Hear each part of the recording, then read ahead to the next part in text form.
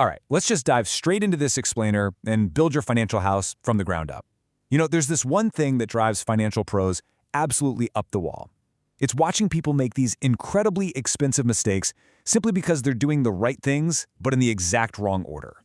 So today, we're going to lay out the precise blueprint for wealth. We're talking about the optimal, mathematically proven sequence to invest your money. Think about it like this for a second. You wouldn't go out and pick fancy granite countertops or, I don't know, expensive custom light fixtures if the actual foundation of your house was cracked, right? But that is exactly what most folks do with their money. They get all swept up in the hype of the stock market, throwing cash at whatever the trendy stock of the day is, and they completely ignore the fact that they're carrying credit card debt, charging them 22% interest. That interest is literally just sitting there, eating their wealth alive. It is exactly like trying to fill a bucket that has massive holes in the bottom and then standing around wondering why the water level just won't rise. Now, think about this unbelievably low number, $500. According to recent data, this is the median amount Americans have tucked away for emergencies right now. I mean, just let that sink in. 1 in 3 Americans doesn't have an emergency fund at all. That median number is less than what most people pay for their car every month. And honestly, it's actually down from last year. But these are the exact same people asking if they should be buying individual stocks or throwing money at crypto. It's totally backward. It's like asking if you should buy a Ferrari when you literally can't afford to fix the transmission on your daily driver. So to fix this, here's our exact step-by-step game plan for today. First, the broken bucket problem. Second, pouring the foundation. Third, capturing guaranteed returns. Fourth, the tax optimization zone. And finally, surviving the Wild West. Okay, step 1, the broken bucket problem, and why the order of operations matters so much. Look, skipping the boring foundational work so you can chase shiny new ETFs is a mathematically proven way to wreck your wealth. The opportunity cost here is just massive. Every single month that you put off paying down high-interest debt just so you can gamble on stocks or crypto, you are actively working against yourself.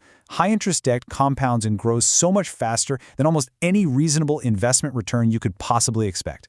Trying to build wealth while you're dragging around 22% consumer debt, that's basically trying to run a marathon while wearing a backpack entirely filled with rocks. You're just not going to win.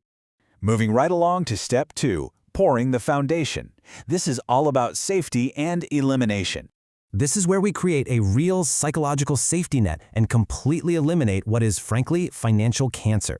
Before you invest a single dime anywhere else, you have to build that emergency fund. Now, the old advice of save 3 to 6 months is super broad, and honestly, it can feel totally overwhelming. So we're going to break it down into manageable chunks. Chunk 1, save your first $1,000 as fast as humanly possible. Sell stuff, work extra, just get it done. That covers those annoying minor emergencies. Chunk 2, build that up to 1 full month of living expenses. And then chunk 3, push it to 3 months. This isn't just about paying for a flat tire. It's about ensuring that when life inevitably throws you a curveball, you aren't forced to sell your investments at a loss or rack up even more credit card debt just to keep the lights on. And hey, the data absolutely backs this up. Vanguard actually did some research recently and found that folks with just $2,000 in emergency savings had a financial well-being score that was 21% higher than people with zero buffer. 21%! That was the single biggest boost linked to any financial factor they looked at. $2,000 might not sound like retire on a beach money, but the psychological breathing room it gives you, it's absolutely enormous. Right, so once that cash buffer is in place, it is time to ruthlessly attack high-interest debt. The math on this is undeniable. If you've got, say, $5,000 in credit card debt at 22% interest, and you're just making those minimum payments, you are going to bleed out roughly $2,800 in pure interest over 5 years. Ouch! But on the flip side, every single dollar you use to aggressively pay down that debt, using the debt avalanche method where you kill the highest interest rate first, earns you a guaranteed 22% return. A guaranteed 22%. That easily crushes Warren Buffett's long-term average in the stock market, and it's totally risk-free. Now we hit step 3, capturing guaranteed returns, specifically the employer match. Okay, so here is the one major critical exception to the pay off all debt before investing rule. Listen closely to this. Even if you are bleeding 22% in credit card interest, capturing an employer match on your retirement plan is mathematically the better move. Why? Because an employer match is basically a guaranteed 50% or even 100% immediate return on your money. If your boss matches 50 cents on the dollar up to 6% of your salary, putting in enough to get that match is like finding free money on the sidewalk that your boss promises to double as soon as you pick it up. There's literally no other investment on earth that guarantees that kind of immediate return. The only real catch here, and you definitely need to watch out for this, is understanding your company's vesting schedule. That's basically the timeline that says how long you have to stay at the job to actually keep the money they matched. But even if there is a vesting requirement, the play is obvious. You contribute exactly enough to get the maximum match, not a penny more, and then instantly redirect every other spare dollar back to violently killing off your high-interest debt until it's completely gone. All right, step 4, the tax optimization zone. This is all about actually keeping your money. So, your foundation is poured, the bad debt is gone, now we start sheltering your wealth from the IRS so it can really compound. First up is your IRA, your individual retirement account. You actually want to max this out before you go back and put more into your 401k, because IRAs just give you so much more control. You can use ultra-low-cost index funds and avoid those gross 1% to 2% management fees that a lot of corporate 401ks trap you with. Now, when you're maxing out your IRA, which is $7,000 for 2025, you have to pick between traditional and Roth. Traditional gives you a tax break right now, today. Roth means you pay taxes now, but every single withdrawal in retirement is 100% tax-free. Since nobody has a crystal ball to predict future tax brackets, a great strategy is to split your contributions between both. That gives you some incredible tax flexibility later in life. Which brings us to my absolute favorite tool. I want you to guess. What do you think is the single most underutilized investment vehicle in America today? Take a second. Yep, it's the Health Savings Account, or HSA. Now, you need a high-deductible health plan to get one, but if you have access to it, this account is an absolute financial Swiss Army knife. It is literally the only account in existence that gives you a triple tax advantage. 1. You get a tax deduction when the money goes in. 2. The money grows completely tax-free while it's invested. And 3. When you pull it out for qualified medical expenses, it is 100% tax-free. The absolute god-tier strategy here is to pay for your current medical bills out of pocket if you can afford to, leave the HSA money invested so it grows, and just save your receipts. You can legally reimburse yourself for those past bills decades from now completely tax-free. Let's look at how crazy this compounding gets.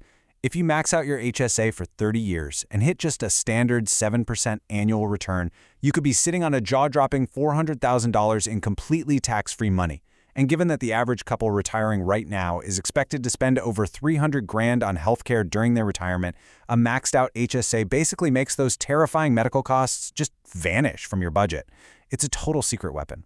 Then, once that HSA is maxed, you go back and finish maxing out the rest of your 401k limits. Do all this, and you're potentially shielding over $35,000 a year from taxes. That puts you straight into the top 5% of savers, no question. Finally, step 5. Surviving the Wild West. Taxable accounts. Now, this is the step literally everyone wants to skip straight to. Taxable brokerage accounts. They have zero contribution limits, and you can buy whatever you want. Single stocks, options, crypto, you name it. But here is where the devastating reality of tax drag rears its ugly head. Listen to the math. If you invest $10,000 a year for 30 years at a 7% return inside a tax-advantaged account, you end up with about $944,000. But do that exact same thing in a taxable account, where the government takes a bite out of your dividends and capital gains every year, you might only end up with $700,000. That is nearly a $250,000 difference. Investing in a taxable account before you've maxed your tax-advantaged ones is like trying to win a race while someone just keeps dumping sand into your shoes. That being said, once you have actually maxed out that rock-solid foundation, taxable accounts become fantastic tools. Why? Ultimate flexibility. There are no age restrictions for withdrawals, so they are the perfect bridge funding tool if you want to retire at 50 before you can touch your 401k, or if you're saving for a massive house down payment 5 years from now.